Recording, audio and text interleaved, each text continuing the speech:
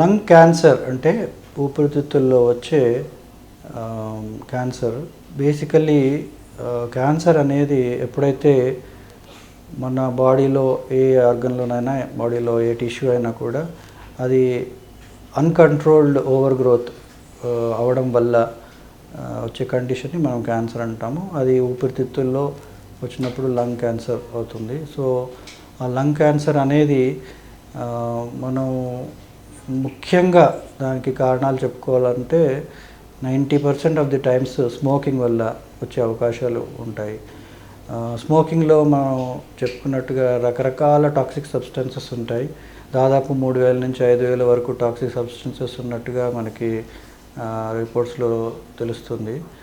ఈ toxic substances అక్కడ లోకల్గా కైండ్ ఆఫ్ రియాక్షన్ చేయడం వల్ల అక్కడ సెల్స్ అనేటివి విపరీతంగా పెరగడం, అవి మోతాదు మించి అన్కంట్రోల్డ్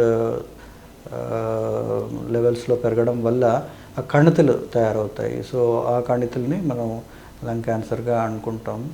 అలాగే ఈ యొక్క స్మోకింగ్ ఎక్స్పోజర్ అనే కాకుండా వేరే రకమైన టాక్సిక్ సబ్స్టెన్సెస్ ఎక్స్పోజర్ వల్ల కూడా, ఫర్ ఎగ్జాంపుల్ కొన్ని రకాల ఫ్యాక్టరీలో పనిచేసే వాళ్ళలో కొన్ని రకాల పర్టికులర్ మినరల్ డస్ట్ ఎక్స్పోజర్స్, యాస్బెస్టోసిస్ లాంటి కొన్ని కెమికల్ ఎక్స్పోజర్స్ ఇట్లాంటివి జరిగినప్పుడు కూడా దానివల్ల లంగ్ క్యాన్సర్స్ అవి వచ్చే ప్రమాదం ఎక్కువగా ఉంటుంది. అదే కాకుండా రేడియేషన్ వల్ల కూడా, అంటే రిపీటెడ్ ఎక్స్రేస్ కానివ్వండి, స్కానింగ్ కానివ్వండి, ఆర్ సమ్టైమ్స్ వేరే రకమైన అదర్ ఎన్విరాన్మెంటల్ రేడియేషన్ ఎఫెక్ట్స్ వల్ల, ఆర్ ఆక్యుపేషనల్ రేడియేషన్ ఎక్స్పోజర్ వల్ల కొన్నిసార్లు ఈ లంగ్ క్యాన్సర్లు వచ్చే అవకాశాలు ఉంటాయి.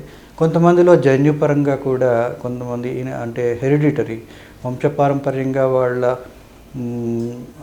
ముందు జనరేషన్స్లో వాళ్ళకి క్యాన్సర్ ఎక్కువగా వచ్చి ఉంటే కనుక వీళ్ళలో కూడా అట్లాంటి క్యాన్సర్స్ డెవలప్ అయ్యే అవకాశాలు ఉంటాయి.